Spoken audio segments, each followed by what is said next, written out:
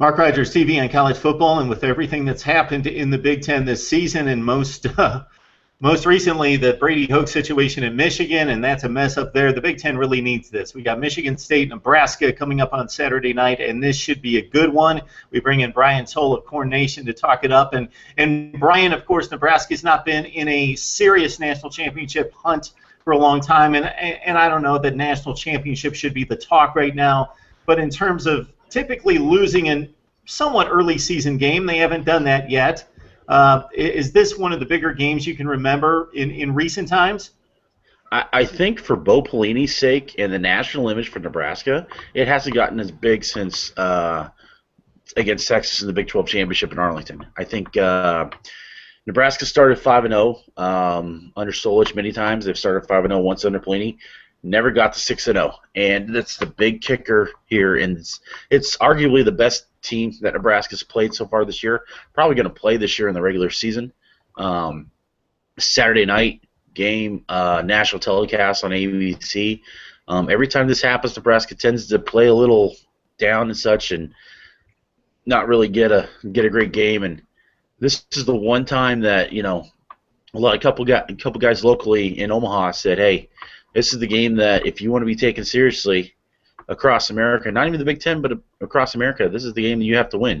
This is the game that you have to, you have a top 10 team who has kind of played well, but hasn't really played to a top 10 status if you think about it, minus the one team they played against Oregon, who obviously lost last night.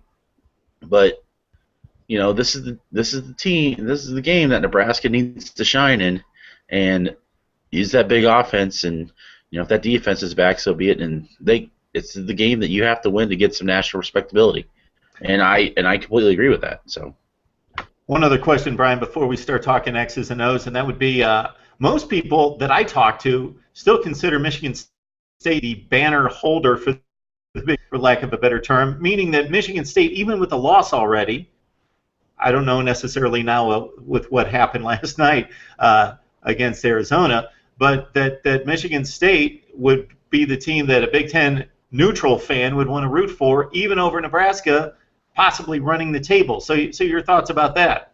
I have actually a couple thoughts about this. This goes both nationally and as far as a Nebraska fan.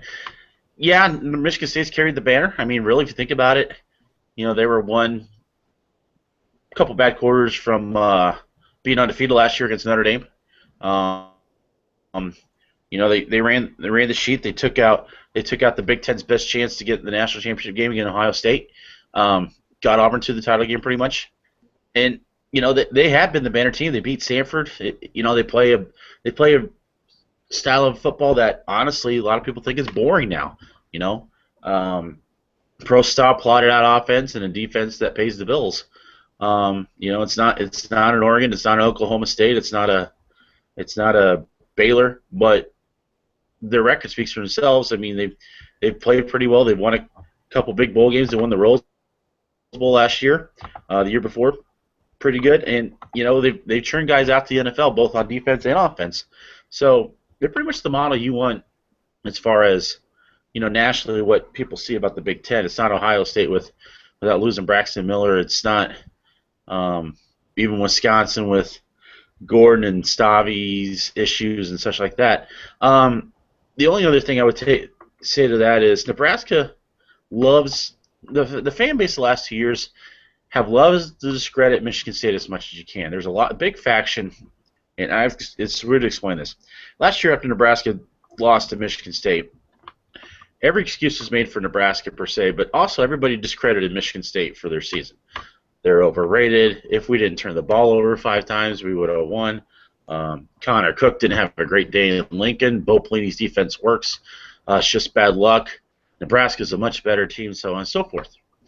I kind of rolled my eyes on it because if you go 13-1 with a Rose Bowl victory and a Big Ten championship, you're not that overrated. You're really not.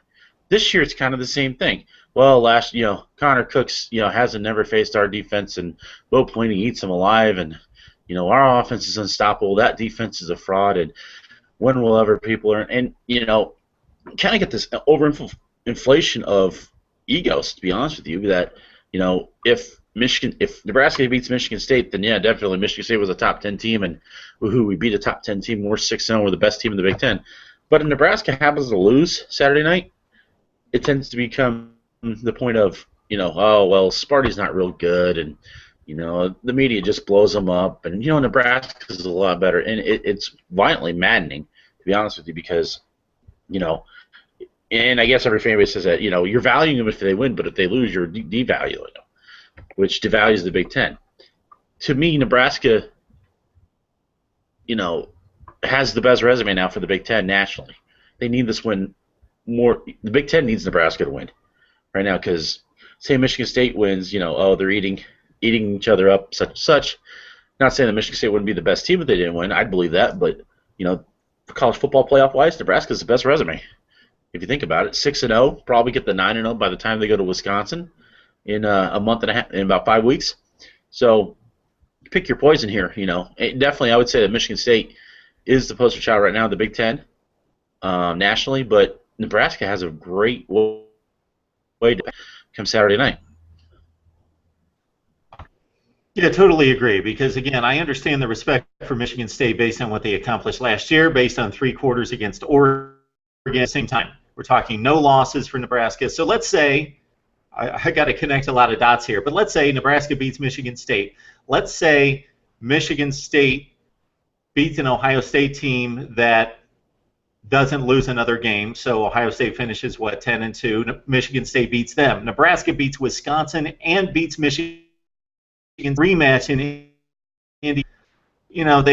They're connected to about 3 really good teams that are top 15 teams that they've pretty much taken care of in Ohio State, Michigan State twice, and Wisconsin.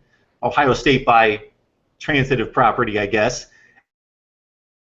And be the best resume in the Big Ten, rather than Michigan State, after Oregon loses, running the table now and having 1 loss, and then their loss being a little bit more tainted, and Oregon could lose more games. So anyway, that's a lot of speculation there. Let's talk some football, and let's talk Nebraska offense, because I think it starts with Abdullah. Tommy Armstrong's the key. So my thought is, very simply, and this would probably hit anybody who gives this situation 5 seconds of thought, is that why not load up the box against Abdullah, use those corners that are so good. I know that they've lost 6 or 7 starters from last season, so it's yet to be seen that this defense is quite the 2013 defense, but I still think they're awfully good, probably best in the Big Ten. Just go with the man-to-man on the outside and really just say, hey, Tommy Armstrong, beat us. I agree with that statement, actually, really. My thought's this. Jeremy Langford from Michigan State and Ameer Abdullah are going to get their yards. That's just the bottom line. Abdullah's probably going to get a few more yards. Langford averages 5 yards a carry. Technically, he's probably the best. He's probably one of the top 4 running backs in the Big Ten with Coleman, Gordon, and Ameer. So it's fair to say that with that line and such like that, and Nebraska's done okay against the run. I mean, they haven't. I wouldn't say they've done absolutely fantastic. The question you have to ask yourself, and whatever you answer probably dictates who you think is going to win this game. Who's going to be better, Connor Cook or Tommy Armstrong? Cook's obviously gotten a lot, has a better completion rate. He's gotten a few more yards, I believe. Armstrong has looked better at times this year, and at the same time, there's a couple passes throughout the season so far that you're like, what? I mean, let's think about this. 70% for Connor Cook, 54% for Tommy Armstrong. Connor Cook has 2 interceptions. I think Tommy has 3 right now, so that kind of washes each other. So again, who's really good? Who do you think is the better quarterback that's going to end up having a better game Saturday night? Whoever you answer that, 95% sure that's who you think is going to have the victory when they leave the field. Tommy on road games, he's not bad. He played pretty okay. But again, Nebraska taking the ball over, giving the ball away. Against the Spartans, and Spartans never gave up a ball at a certain time. Winning the tournament battle 5-0 doesn't let you, win the game pretty much. And Nebraska only gained 300 yards up to the last drive where they went on a 75-yard drive in 3 minutes with Ron Kellogg. And that was pretty much a garbage time drive for the Huskers. So if you look at it that way, 300 yards and I believe only 120 more passing. You know, that's Ameer's going to get his yards. Langford's going to get his yards, and who do you think is going to win? Depends on what do you think about quarterback play. I mean, you know, it sounds a lot simpler than. Sounds pretty simple, but that's what it is. I mean, who's the better quarterback and who's going to take care of the ball better? Who's going to make the better decisions? You know, I would say this about Nebraska's receivers. This is going to be their absolute best test. You know, Westerkamp, a Kenny Bell, a Alonzo Moore who stepped up a little bit. No Jamal Turner to help out. Turner's been kind of a Spartan killer a couple years ago. So, again, let's see what happens. You know, Nebraska secondary hasn't been really tested a whole heck of a lot either. And if you want to call it a test, Miami threw for 340 on him with Brad Kaya. And I think Connor Cook's way better quarterback than Brad Kaya is right now. So, again, I keep harping on it, but it's true. Whoever you think the better quarterback is, you think that team's going to win. Plain and simple. Brian, you bring up the comparison of what Michigan State does on offense, the pro-style attack, versus what almost everybody else does in spreading it out and the up-tempo style. we don't need to talk about offensive football and likes and dislikes, but I think the up-tempo stuff and spreading everybody out is starting to get boring because everybody does it, and that's all you see, and it just becomes tackling in space, a contest of tackling in space and just catching the football. But so I think the misnomer by a lot of people, and you know Big Ten State as well as any other Big Ten follower, would be that they just completely plotted out. Yes, they're huddling, they're running the football. They sometimes line up actually two guys in the backfield once in a while, unlike just about anybody else in the country, unless you go to LSU or Alabama. They use the I formation with the fullback. Yeah, love to see that. Wow, I miss seeing that. But with Michigan State, they're a much different offense than they were this time last year. You mentioned that Notre Dame game. They couldn't score points in that game. Yeah, they may have got ripped off by the officials, but they couldn't score points in that game because Connor Cook still didn't have the complete job. Their wide receivers were dropping passes left and right, kind of a carryover from 2012 when that was the most abysmal wide receiver core at a big-time school I've ever seen in terms of dropping passes.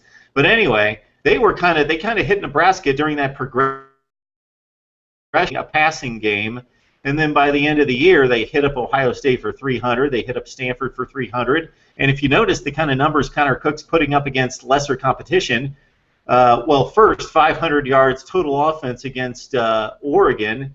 And then in the other games against the Wyomings of the world, they have really worked on the passing game, and they're slinging it around there pretty well. Their wide receivers aren't dynamic, but they're capable. They make the plays. And so how do you feel about the Nebraska defense matchup with that Michigan State offense? This is interesting because Nebraska's biggest issue defensively, I'll be honest, last 2 years, has been the play of their linebackers. They're capable of getting burned by third, fourth receivers. Tight ends have been a nightmare. Look at Minnesota last year. You also have, they fall very susceptible to misdirection. And probably one of the better ones, David Santos, is going to be very questionable. Probably not going to play this weekend. So you're looking at Josh Banderas, who has had real issues. You look at Zaire Anderson, who's had issues. Nebraska's actually gone to the liberty of going with a zero linebacker look for passing downs. If you want to call it a linebacker, they've been standing Randy Gregory up in the middle and running him as a late blitzer stand-up guy off the back of the defensive line. So it's going to be interesting to see how Nebraska can handle that. I think the one reason doing this is Bo Pelini is going to really kind of roll the dice here with this and say my secondary is better than your wide receiver tight end core, and trust that his safeties can cover tight ends, his safeties can cover linebackers, and that his corners, who have played well, they haven't played great, but they've played well, his corners and such are going to match up with Michigan State's offense and make Cook, make Cook have to wait 5, 6, 7 seconds, and bet on people like Greg McMullen, like Randy Gregory, like Vincent Valentine to get back in that backfield. Nebraska very rarely when they blitz, Nebraska blitzes 95% of the time, they'll only send 5. They'll keep the 6 back to cover. If Nebraska's having a hard time getting to Cook off that 5-man rush and man-to-man coverage with possibly 6 corners, look for that 6th rusher. But Nebraska hasn't done it a lot because, frankly, Gregory has given them the option not to have to do it. So that's something that I would watch in the passing game. If Bo wants to turn up the heat on Connor, he's going to have to send that extra rusher and make them keep 6 blocking, which only puts 4 out in the pattern. And Bo's going to take his chances on that time and time again. Now, granted, everybody doesn't think that Cook's going to have a good year like he did last year.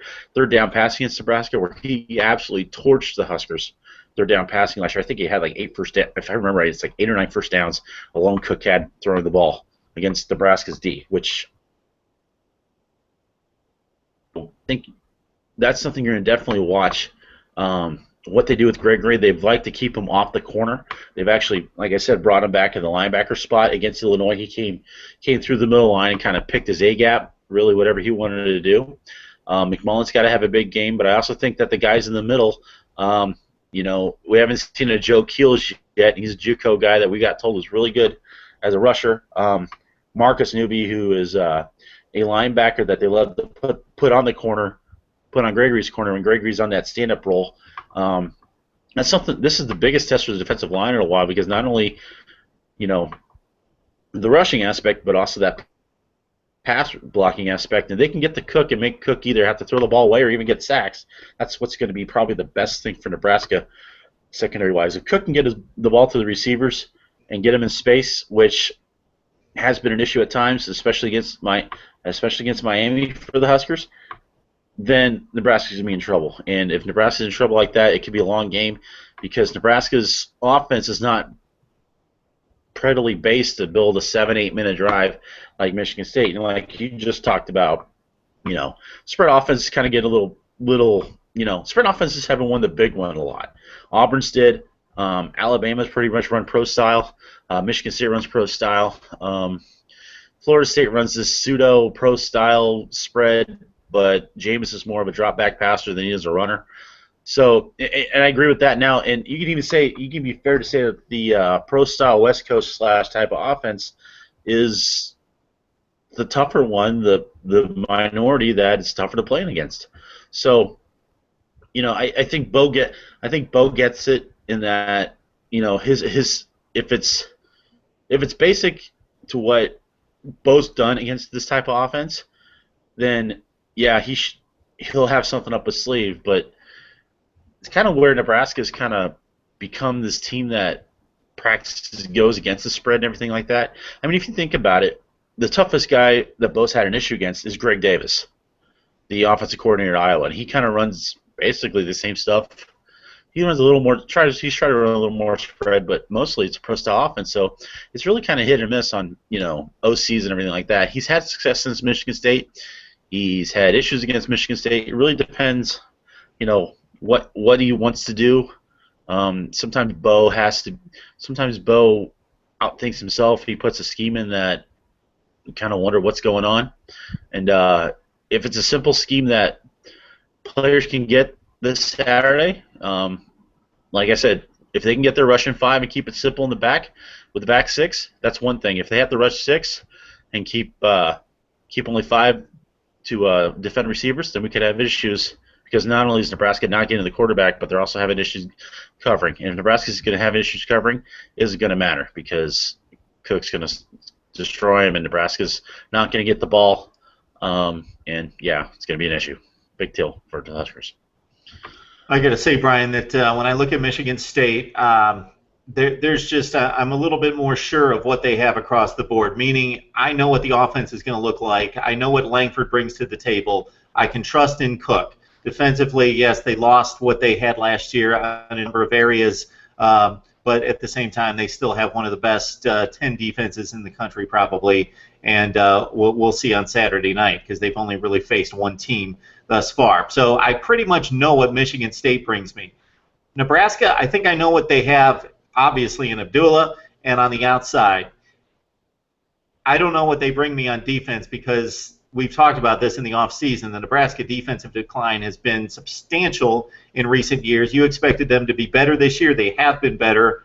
I still want to see them against Michigan State. And, of course, Michigan State's not going to hang 50 on them. They're not that kind of offense. But is Langford going to beat them for 8 yards, 10 yards, 12 yards? As you mentioned, he's going to get yardage, but is it going to be 4 and 5? Are they going to make them drive at the length of the field? And are they going to have that occasional tackle for loss that's going to put Michigan State behind the chains, and then that's going to make take them out of their game plan? So the two question marks for me are Armstrong and Nebraska as a whole defensively, this Michigan State offense. I think Michigan State wins 6 or 7 out of 10 meetings, but of course that's not going to matter. If Nebraska can win that one, that's all that matters. They only play once. So that's just kind of my thoughts. I guess I trust Michigan State across the board a little bit more. I agree with that. Again, it kind of, it follows onto your thing. Do you trust probably Cook a lot more than a lot of people trust Tommy Armstrong? Another thing to think about, Josh Mitchell, the best corner for Nebraska, is he's probably going to play. He had an iffy hip last week. He hurt against Illinois. It was a lot scarier than people thought. All of a sudden, now your best corner may not play a whole heck of a lot. You get your other guys in there who have done okay, but that's against like Fresno State, Florida Atlantic, and the one decent team that quote unquote you could say they played is McNeese State, because they're not slouches. I wouldn't say they're great, but I wouldn't say they're slouches. And we saw what was necessary for. I honestly couldn't. I don't know who wins right now, and I want to tell you, Nebraska's going to win. You're wrong, but I don't know. I'll have my prediction thing up. I'll probably make a decision by then. I don't know because I have to keep asking myself: can Tommy Armstrong outplay Connor Cook? Can Tommy Armstrong hold on to the ball? Can Tommy Armstrong throw it better than 54%? Can he get the ball to a guy like Kenny Bell or Jordan Westerkamp? If you think about this one time for Michigan State's defense, Kenny Bell and Jordan Westerkamp have combined 35 receptions. Nobody else on the team has more than 5, and that includes Ameer Abdullah. So if you take away Westerkamp and Bell, who's going to step up? Is it going to be Ethan Carter offensively? Is it going to have to be Ameer catching every single ball, doing every single thing? I think if that's the case, then you're in trouble. I think if a guy like Alonzo Moore steps up finally, I think if somebody like Tariq Allen shows up, Sam Cotton, again. And defensively, I think you're right. I think, we need to see how good Bo Pelini is with this defense. Does he try to make the kids do too much? If he makes them do too much, then yeah, it's going to be an issue. If he keeps it simple, and